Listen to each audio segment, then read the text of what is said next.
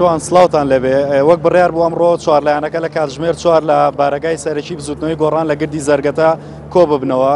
دیارە کۆبوونەوەکە پێدەچێت دەستی پێکرد بێ کۆبوونەوەکە بۆ ڕاگەاندنەکان نییە، کۆبوونەوەیکی داخراوە. ئێمە تەنها وەفدی یەکێتی نیشتیمانی کوردستانمان بینی کە چوونە ناو بارگای سەرەکی بزوتنەوەی گۆڕانەوە لە گردی زەرگەتە کە پێگاتون لە فەری دەسە سەرد و چێنەری عەلی جۆڵا بە پێوە زانیارانەشکە لای ئێمە لە بزوتنەوەی گۆڕانیش جەلال جەوهەر بەشداری دەکات، لە کۆمەڵی ئیسلامیش لە کۆمەڵی ئیسلامی یەکگرتووی ئیسلامیش محەممەد ئەحمەد و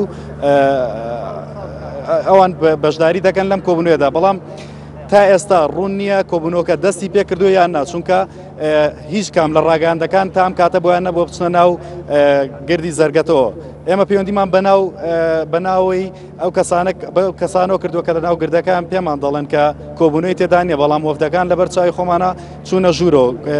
بە پێوە زانیارانەش کە لە ئەندامانی ئەو وەفدانەمان وەرگرتووە کە لەم کۆبوونەوەدا بەشدارن، لێرە ئەمڕۆ چەند بژاردەیەک تاوتێ دەکرێت کە پێدەچێت ئەم چوارلایەنە بیانە بگەنە ڕێکەوتنێک کە دوهەمین قسەی خۆیان لەسەر پرچی سەرۆکایەتی هەرێم ئامادە بکەن سپێنە لە کۆبوونەوەکەی کۆبوونەوە پێنجخۆڵەکەدا کە لە بڕیارە لە شاری سلێمانی ببەسرێ بیخەنە بەردەستی پارتی و دوهەمین قسەی خۆیان بکەن، چونکە وەک لە ڕاگەاندنەکانە باس کرا چوارلایەنەکە پاشەوە دوو بژاردەی کە خسیانە بەردەستی پارتی دیموکراتی کوردستان هەر لە ڕاگەاندنەکانیشەوە جۆرێک لە جۆرەکان وەڵامیان وەرگرتوەوە. دیارە وەڵامی پارتی لای چوارلایەنەکە ئێستا ڕوونەکە بە هیچ کام لەو دوو بژاردەی ڕازی نەبوو کام چوارلایەنە لە کۆبوونەوەی هەشتەمی پێنجخۆڵیدا خستیانە بەردەستی پارتی دیموکراتی کوردستان.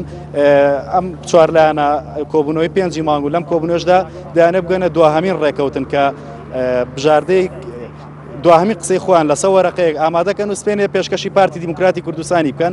ئەگەر بێت و بگەنە ڕێکەوتن ئەوە دیارە کۆتایی بە کۆبوونەوە پێنجخۆڵەکان دی. ئەگەر نەشگەنە ڕێکەوتن پێدەچێت بە پێوە زانیارانی کە هاتوونەتە دەرەوە لە ناو کۆبوونەوەکان پێدەچێت بژاردەی هەڵبژاردننی پێشوەختە بگیرێتە بەر.